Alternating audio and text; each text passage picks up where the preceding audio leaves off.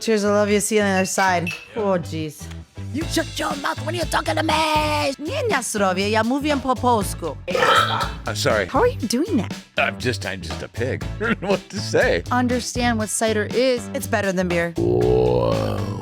Did I say that out loud? It's time for bar bitching. I have 3 candidates for douchebag of the week. Let's start with window bitch. Candidate number 2, the dish douche. Third one is the whistler. Cheers, thank you. Cheers. 1, 2, 3, 4. Welcome to another episode of Bar Banter Chicago, coming to you from the 3rd floor studio at 29 West Hubbard above O'Callahan's Pub here in Chicago. Now, with me today is Michelle Foik. Michelle Foik is the co-founder of Eris Brewery and Cider House, which is on Irving Park, just west of the Kennedy. And it's in an old Masonic temple, and we'll talk about that a little bit more. But Michelle, you have quite the interesting story. Like, you and I have known each other for 6-7 years now, and we're pretty much the coolest people that people know. I mean, I 100% agree with that. Yeah, The coolest people anybody ever knows. Possibly. Yeah, possibly. Dominic, well, no, let's not even go. Dominic, who's running this show, would disagree okay. probably about me. But like with you, he'd probably say yes. Okay. Got it. That makes sense.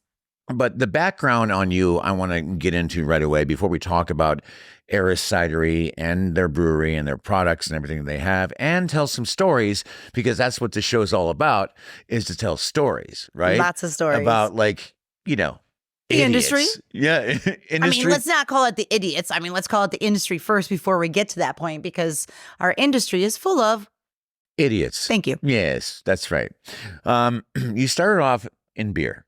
Yes, Okay, I did. so like go back and tell me where you started. You've been in this business for 23 years. Yeah, I have. I mean, 24 if you count this year, because we're in 24. Don't age yourself. Ah, shit, too late. I know. Okay.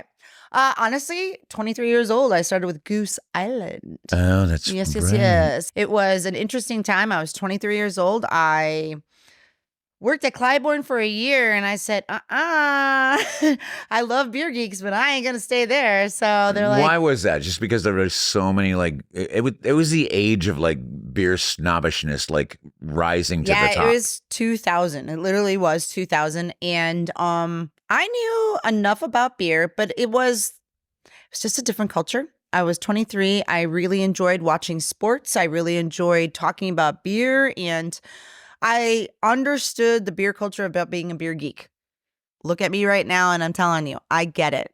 And I could talk a good game. But in the year 2000, I think a lot of people just thought, you're just someone that's supposed to get me a beer. You know? But no, honestly, like, it was great. I liked it. But with my sass to go along with things, people found out that I was also someone that was more knowledgeable, and I could put their asses in place. Mhm. Like, okay. But that was the problem. I was putting too many asses in place, and everyone's like, maybe you should go to Goose Island, Wrigleyville, because 23 years old, you like sports, they're your age, and you want to introduce new beer drinkers to something different. Mhm. And I'm like, I would love to do that. So in 2000, May, I went to Goose Island, Wrigleyville, and I worked there for the Cubs season, and I stayed there for 6 years. That was 24 years ago, by the way. Shut up. You It's shut simple as up. that. Shut up. You shut your mouth when you're talking to me. You Just- shut your mouth when you're talking to stop me. Shut Okay, so you up. did that, and then you moved forward. You were still in beer.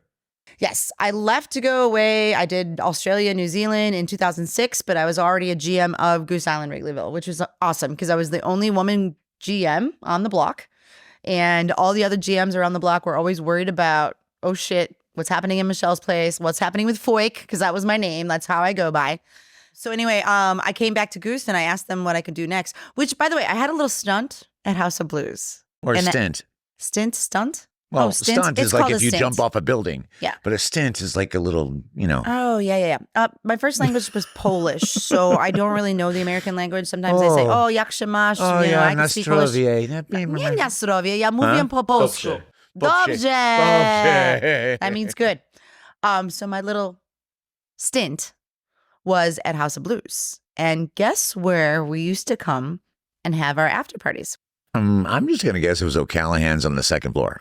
Correct. Yes. And I would have to say, we didn't call it O'Callahan's. We called it the OC. OCs, yes. And we would go to the OCs all the time. So I have to say that I am very happy to be here. Spent many a times here until about 5 in the morning. Woo! Anyway, I had to add that in because I'm finally back in my old like stomping grounds. All right, let's land the helicopter here and like figure out how we get to Eris. Oh, yeah. And then I did 3 years at Revolution. So I left Goose to go open up Revolution because I thought that I wasn't achieving what I needed to achieve at a brew pub again. So I started out with that, worked there for 3 years. And then somebody, an investor at Eris, actually was like, you need to open up your own place. And I'm like, no, I'm going to Virtue Cider because I want to learn about cider because I love cider. Virtue Cider out of Michigan, like great Correct. company, like Goose Island. Greg Hall from right from Exactly. from Greg Goose Hall again from Right. Goose, right. So I did that for 2 years. And then the same investor was like, you need to open up your own place. I'm taking you around. I'm like, what do you mean you're taking me around? He's like, I'm going to go show you some buildings.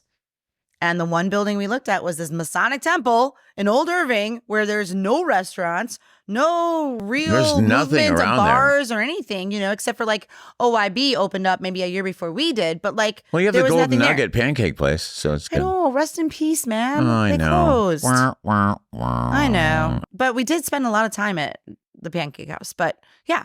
Okay, so let me ask you this. You were in the beer industry for years, right? Now, what made you decide to go into cidery? Like, did you see a trend happening, or did someone say to you, this might be a good idea? And it also might be a really good idea because you and Katie Pizza, who's your partner, Yes. it's a woman-owned business that is a cidery. Like, this is kind of unheard of because it's a male-dominated business, like the whole beer industry, and It was. and yeah, it's just men, flannels and beanies and beards and everything else. I lived right? it. Oh, Yeah, yes. right. Yes. And I wasn't a brewer. I wasn't a cider maker. I wasn't in that aspect. I was more of an operator, right? And everyone's like, oh, you must be in marketing and sales. I'm like, no, I'm actually operating. But the industry has changed so much. But like ownership wise, we made history. So Katie Pizza and I made history in the state of Illinois by being the first woman-owned brewery and cider house. And then technically was also woman-owned brewery. So there is another woman-owned brewery right now that's happening in the same time as we are in the last 2 years, I believe. And she's out in, I think, Matuskas, I think it's called. I apologize for breaking up the name right now, but I know that Tuscus? she's in it's her husband's last name. He passed away. But she's like, F this, I'm taking over the entire thing, and she's running it on her own. Oh, good for her. So I always want to give out props to people that are within our industry, that are women, they're bi, trans, whatever they want to be. They're just different than being a man. And I hate to say that. I'm not trying to be like someone that's going to be like looking at a man and like, no. Ner. But I think time is for us. If we want to be in this industry, I think it's time to do it. I think times have changed a lot. Yeah. Like, I mean, 10 years ago, like, wait, women own Breweries? well, Or breweries. I mean, breweries is another thing. Like, it's just what? But you're right. Women in right. business. But now it's trending differently. And you're Yeah. one of the reasons why it's trending differently, because you two really changed the landscape we did. of things, We right? did. Yeah. Now, we also need to point out that Eris, the name of Eris and the logo that you may see for Eris is, and it was very creative, and I think it's perfect, is the goddess of chaos, Yes. right? Eris is So a goddess of chaos. the story goes this way of like, Eris was not invited to a party and she was holding a golden apple, right? It was actually a wedding A wedding. that a bunch of goddesses were invited to. She and threw gods. the golden apple at the party and chaos ensued. Correct. Right? Yes, because the other goddesses had egos. Right. And the apple said to the fairest. So Hera, Aphrodite, and Athena all went after that apple and said, we're the three that get that apple. And everyone's like, no, we don't know who to say is going to get the apple. So they chose Paris, a gentleman by the name of Paris, to tell the three ladies who is going to be the fairest. And they all offered him bribes, lots of them. But Aphrodite said, I would give you the love of your life. And as we know in history books, Paris was in love with Helen from Troy. So guess what? Eris started the Trojan War on top of everything else. Boy, that was one bad bitch, man. No shit, right? Right? I mean, and then marketing 101. I mean, why would we not use that? Like, we grandfathered the idea of having beer and cider made under one roof with a liquor license. And it's a perfect name, perfect logo, perfect thing. And I must say, perfect ciders and perfect food pairings. We're going to get into all that right now. I was going to bring some beer and I should have, because I think a podcast is a good place to put out the fact that we do make cider and beer. Right. But we definitely market everything that we ever done has been cider, because there's only 3 of us or 2 of us now left in the city. There really isn't a lot of cider makers left in the city. So for marketing purposes and for the idea of like competing, I'm going to go cider. Yeah, but your beer is delicious. I mean, you've done a really good job of making beer. We And do. Speaking of beer, Mark Beery is your brewer and cider maker, and the name is perfect because it's spelled Beery. Beery. Yeah. I mean, We can't make this shit he up. was like destined to do what he's doing right now. Exactly. Right? Yeah. Mark used to work for Lagunitas. He used to work for Elevator Company, like as in Elevator Brewing Company. He's fantastic. Everything we've done right now has been amazing. We've improved recipes from our previous brewer, Haley Shine, to our next brewer, Joe Flores. And now Mark has taken the reins. And man, he's leading the expansion that we have going on right now. And Talk about the expansion. yeah, I could talk. We have a 5,500 gallon tank that sits outside. So normally once a month we This is a get. co-op thing. This is us. It's your own little building that you have with a 5,500 gallon tank. Yeah. So what we did was we have this massive Masonic temple that's 24,000 square feet. Which is beautiful, by the way. Think about this for a second. 2 women buying a 24,000 square feet building. All right. So many people questioned us. So many people questioned us. And so many people were like, do you know what you're doing? We did know, but what we didn't know was the impact it was going to have on people being like wide-eyed and mouth open. Because for us, it was a building and we knew how we were going to go into it. We're going to grow into it. You know, we had the basement, the first floor, the mezzanine, a second floor ballroom, and a third floor where we could have offices, we can have a green room, we could do a private event. People were like, oh, you should rent out rooms in that room. So we bought this building knowing we would grow into it. But we ended up having to put all of our stainless steel inside ahead of time because of the way and logistics of getting those tanks in the door. Right. Yeah. So we spent a lot of money to start the company without having to spend a lot of money later. Does Yeah. that make sense? Yes, totally. So freaking opposite of what every other person in the industry has ever done. Let's switch gears a little bit. Okay. I want to talk about your ciders because I'm thirsty. Oh. And I haven't had anything yet, and I want to know what I should be trying right now. Now, I know the Pedestrian, which we have had here at O'Callahan's on tap. We have the Euphoria right now on tap as this is being lovely. recorded, which is lovely, which is what you're drinking. I'm drinking nothing, by the way. What would you like? Would you like me to talk through all these? Well, we don't need. Yeah, we could briefly talk through all Well, I these think right you now. talked about the Pedestrian, right? Being Yes. really crisp and light, like a Granny Smith apple. So Drier. that's like drier. Yep. But it's really like that acidity. And then Euphoria is what you guys have right now. And that's like a Gala apple. Slight vanilla, a little bit riper. But then we get to the fun stuff.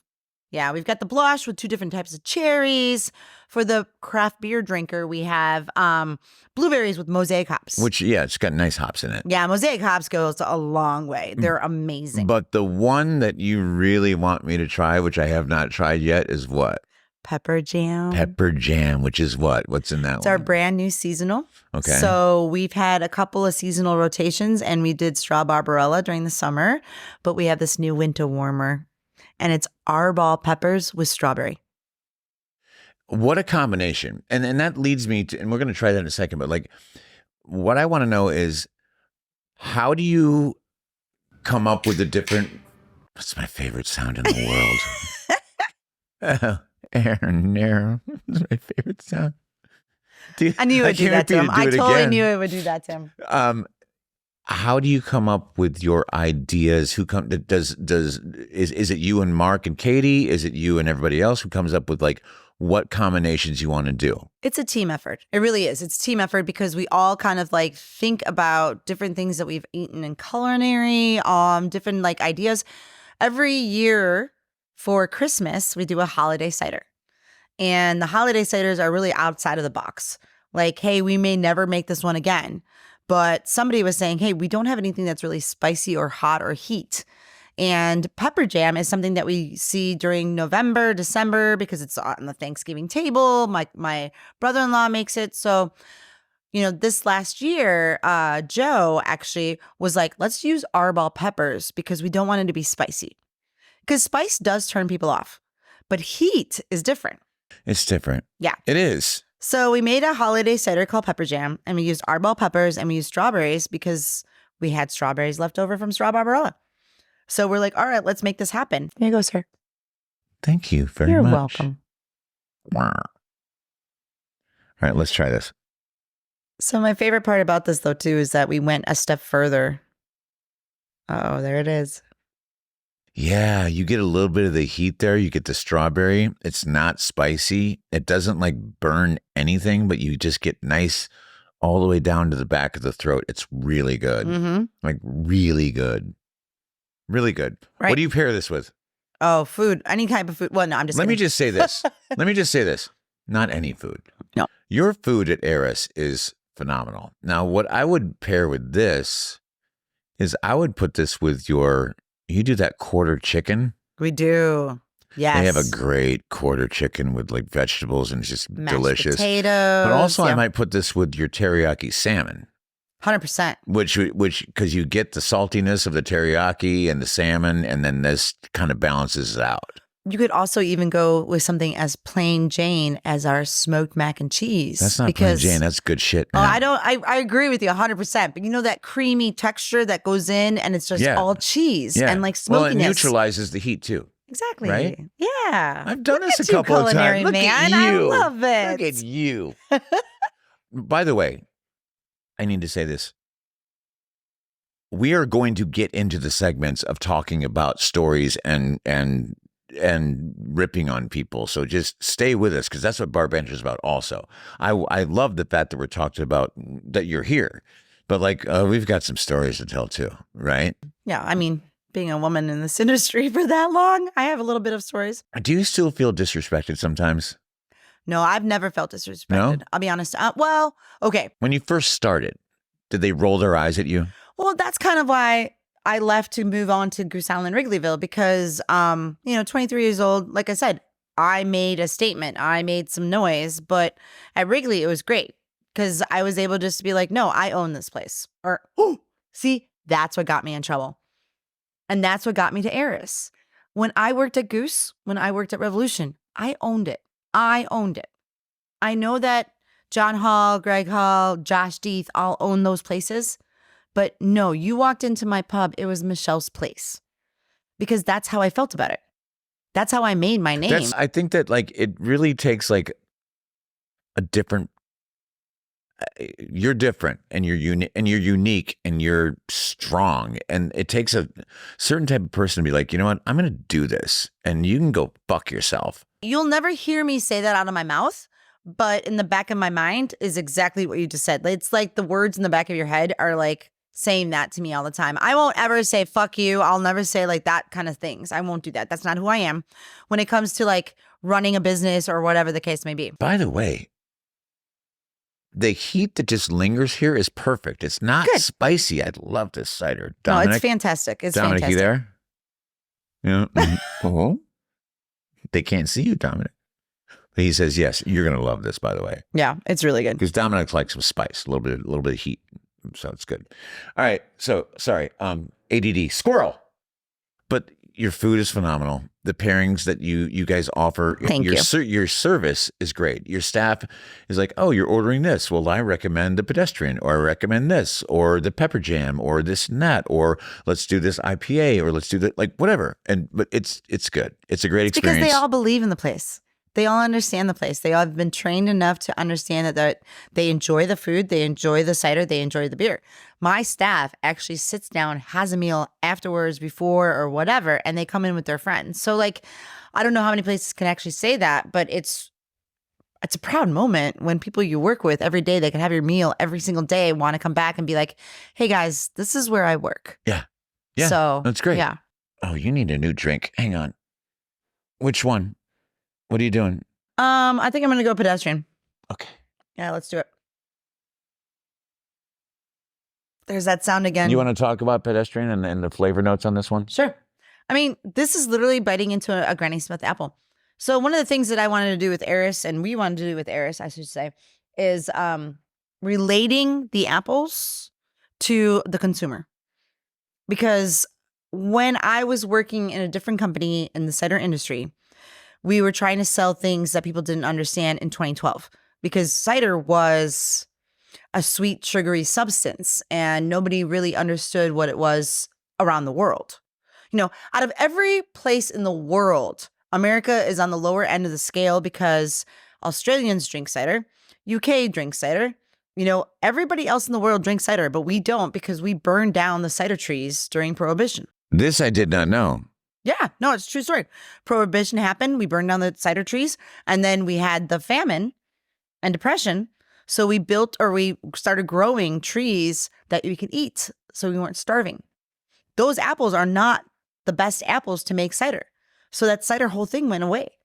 So you have people that have been in the cider industry for many, many, many years, but it really has just made a resurgence in the last 50 years. You know, and in 50 years, I wouldn't even go that far. But what I'm saying is that we have cider apples now being grown. And I will say this. A lot of the ciders from the bigger companies, and we will not mention anything because I don't want to like upset anybody, but like they're bastardized versions of cider. They're just so sugary and so sweet and so just, you can have one maybe. But with stuff like yours, you can try each one and it's fine and it's good and it's not going to like overpower your senses, you know? Yeah, and I totally 100% agree that.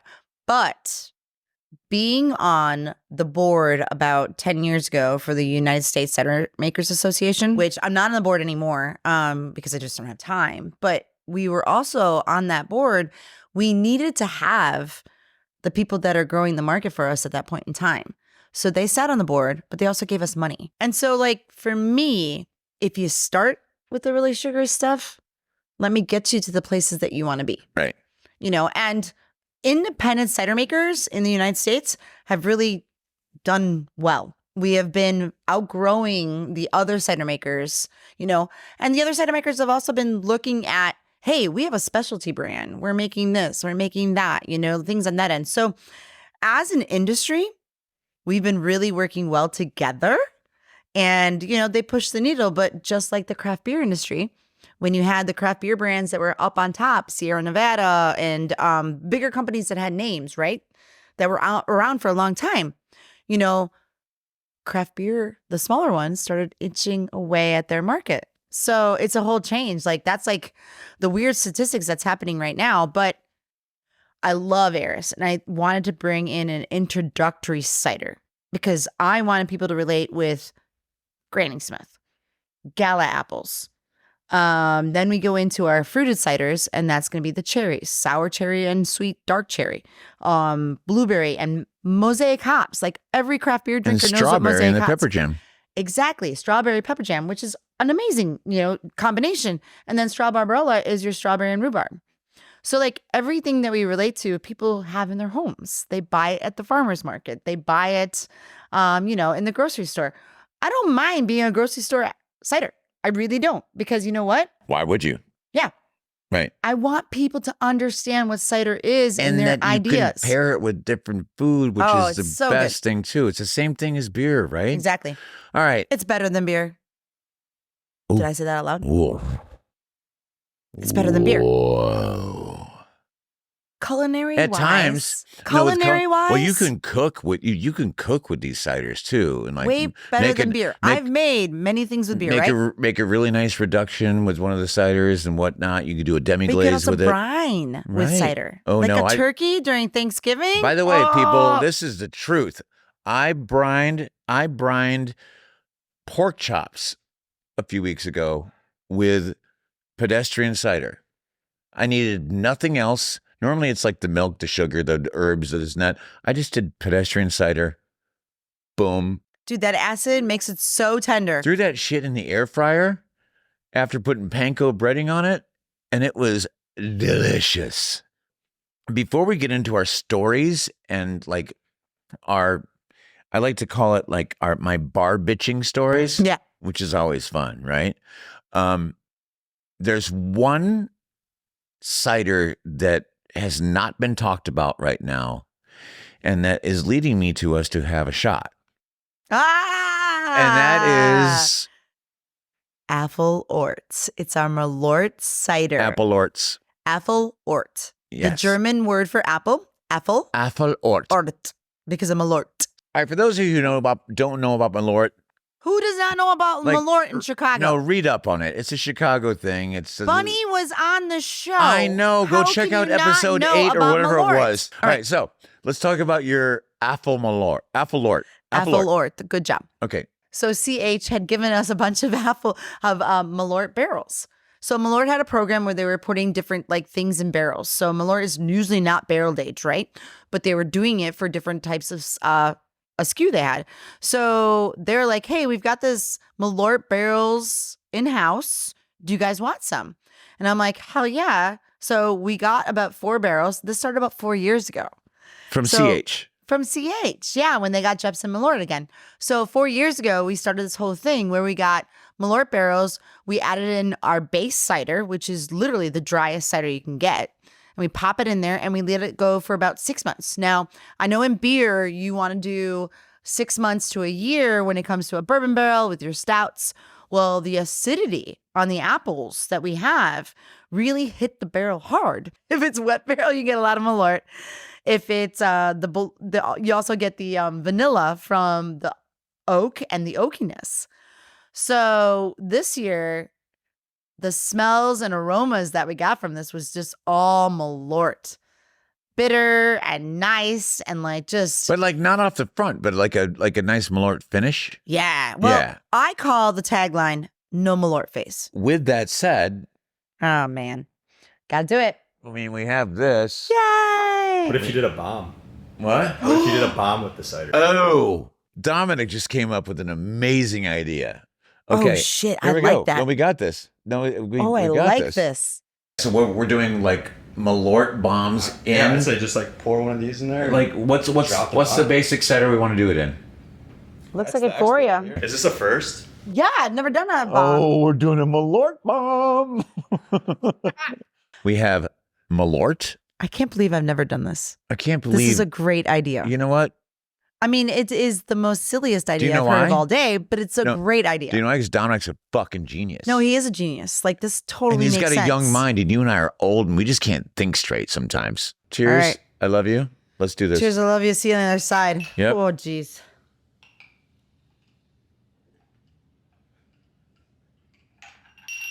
That was fucking good. Oh, that's fucking delicious. Oh my God, that was so good. No, the finish is good. The vanilla shows up. There's no Malort face. Well, There- you never have Malort face on me, but No, it's good. No, it's really good. wow. Way to go. We just Dominic created it, but like we created it. We drank it. we made it happen. And we're saying approved. Hey, We are it's- saying approved. Hey, Michelle, it's our fucking job. This is what we have to do. Okay. Every like, I day. don't know what you want me to say. Every day. I love giving. That was you- really good, Dominic. Honestly, it was really good. Dominic. And Euphoria is the right one to do it with. It really is. It's time for bar bitching. Let's do it. Okay. That's why we're here. You, I'm sure have a story, but I have 3 candidates for douchebag of the week. Okay, 3 Wow. over the past week and a half. Damn. Let's start with window bitch. All right, let's hear. Okay. So my server had to call off for some reason. I worked during the days here at O'Callahan's downstairs. at 29 West Hubbard in Chicago, in between Dearborn and State. And I'm kind of slammed. I have a full bar and I have like 5 tables and I'm like, okay, this is fine. And so I just say to everybody, I'm like, listen, I'm the only one here. If you need anything, let's treat this like we're in Europe and you just come to the bar and get a drink and order a drink and I'll give it to you, right? Like, I'm not going to walk around because I have to walk I have to say that's a really cool idea. That is something that I would do too, to make sure that everybody understands that I'm not trying to give you bad service, but I'm the only one here. Right. And so please come see me. Right. Yeah. So I was like, all right, let's treat this like it's like we're in Ireland. Like nobody has servers there. They come to the bar, right? Because when the Europeans come in, they just go right to the bar. They don't expect a server whatsoever. And I said, just come to the bar, get a drink. So there's a lady who just came in when I said this, and she sat by the window out front. Now I have to go all the way this way and all the way around to the window. And I was like, so just come to the bar. And she literally looks across and she says, I'm just going to sit here and wait for you to serve me. She said that? Yeah. And so this lovely lady at the corner of the bar looked over at her and said, bitch, you're going to be waiting a long time. Yes. I was like, that's my favorite, is when the crowd and Oh, your yeah, no, regulars they had- support you. they had my and back say, hey, lady, all the way. And and so she's like, and she just stood up and walked out. And I was like, so okay. she was never a regular, right? No, I was like, Brand new person, I like had no just idea who out she of was. nowhere. yeah, but the girl was the best. She's like, bitch, you're going to be waiting. Did you buy Like- her a drink? Hell yeah. Okay, good. Candidate number 2, the dish douche. I call him the dish douche. So I'm pretty busy and I have a stack of glasses that need to be washed, right? And it's just me behind the bar during the day. And I'm cleaning the glasses, this guy's on the phone, like right in front of me. He literally covers his phone and says, can you not do that for now and can do that later? And I'm like, what? Like, are you telling me not to do my job right now? And he's like, yeah, well, I'm on the phone. I go, I'm doing my job. Go to the fucking vestibule or outside and talk on the phone. I don't know what to tell you. He's like, you're being a dick. I'm like, am I? Or am I just doing my job? It's like the bar is like their place. They walk in and it's like, this is my place. I can conduct business here. Like, yeah, that's the dish douche, because I'm like, really? You expect me to stop doing my job because you're on the phone? Fuck you. Like, seriously, right? I'm really debating on these two now. Okay, so there's my two. mind's going. Yep, So you we have got one more. window lady, we got dish douche. Okay. Okay. The third one is the whistler. Dominic was there with me at the bar when this was happening. So we got these 4 dudes who are from out of town, and the 3 dudes were okay. And the one guy was like, every time a song came on, he whistled every fucking note to the song. Full blast. Was the whistling good? It was talented. It was okay, but he was whistling to like, I wrote the song down. Hang on. It was Hard to Handle by Black Crows. So it was That's like a whistling song. it was like, I'm like, so I walk up after the entire song and I'm like, hey, Tweety Bird. I'm like, you did not. yeah, I did. He heard me. Keep going. Nope, keep going. Hey, Tweety Bird, that's really good, really talented. I'm really impressed. And in other words, like, I'm being sarcastic as fuck right now, right? So he's like, oh, thanks. And I was like, so the next, See, that's what the next song comes on. I was like, get the fuck out, please. You gave him praise and you actually know. told him it's And see- okay to see- whistle to the next song. Dom and Laura Beth said the same thing. They were like, you just enabled that guy. Like, you just completely enabled that guy. So in the votes of the douchebag of the week, I think he's just kind of like innocent. Like, I'm going to give him a pass on that one. Right. So do you think I don't think that's a douchebag award thing. That maybe I was the I douchebag. think I'm not going to call you a douchebag. I've known you for a very long time and you're not the douchebag.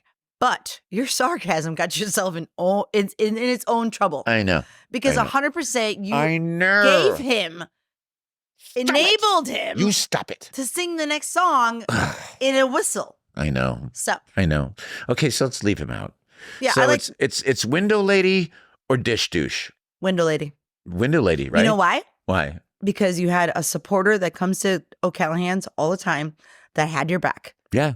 Because if anyone responds to someone like, bitch, you're going to be waiting a long time. Exactly. I'm like, God, I love you. That's when you have that gives you the okay to do whatever you want. When you have other people in the restaurant that are supporting you, you are okay to do that because you're not going to get in trouble.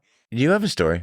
Yeah, I have a couple stories. Yeah. Actually. Go. Yeah. Yeah. Okay. Well, so I love this. This is my favorite thing. I get to vent, which is amazing. This is why this show is here. I know. I love it. I love it. I love it. So it was during COVID.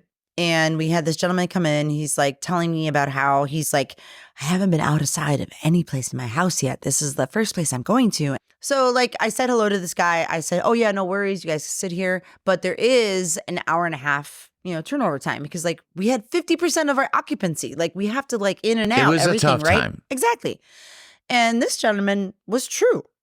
He hasn't been out of his home in 2 years, I believe.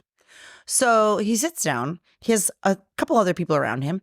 And the next thing you know, my waitress comes up to me, or one of my employees comes up to me, and she's like, hey, Michelle, I've got a problem with this table. I'm like, what's up? She's like, well, they're being ignorant. They're being loud.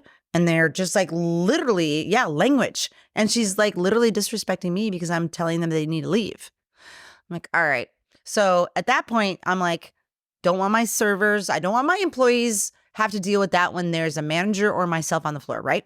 So I go to the table. I'm like, hey, guys, remember me? I'm like, how are you guys doing now? They're like, oh, we're doing great. This is amazing. What a great place. I'm like, awesome. Can we, I have to let you know that like, you're going to have to wrap up your tab. What? I'm like, yes, we'll have to wrap up the tab. These are the rules. The rules are, I gave you 2 hours. You were only supposed to an hour and a half. I need a table. We have a line waiting. Well, I haven't been out of my house in 2 years and blah, blah, blah. I'm like, great. He's like, looks at me and he's like, I'm going to sue you. I'm like, sue me? Really? For what? He's like, I'm going to sue you for $1 million. Of course. I'm like, really? He's like, yes, because this is inappropriate. I should not have to leave. And I'm like, it's COVID. You don't have your mask on. You haven't been out of the house. I'm saying you've had too much to drink, so it's now time to get off my property. He got up out of his chair and he let me have it about how much money he makes, about how much he's going to sue me. And I'm like, yeah, you'll be able to win. I think so. Let's go for it, douche nozzle. Let's figure it out. This is bullshit, blah, blah, blah, blah. And I'm like, all right, you know what? I'm going to call the police. So that was one thing. And that was many years ago. But then I think recently, this last summer, oh my God, what is it about these moms? So you're talking about the Karens? I am. I'm talking about Karens. So this year, we had a bit of a problem in our patio. We have this beautiful area where we have Connect 4 for adults. We have bags and, we have like, I suppose it's considered a kids area, but like people should be watching their kids, right? Well, normally, yeah. Yeah. Okay. One would think. One would think. So we have these lovely moms that came for lunch. The moms are having a great time. They're sitting around drinking a lot of cider, which is amazing. Like, that's great. Yeah. This is awesome. Yeah.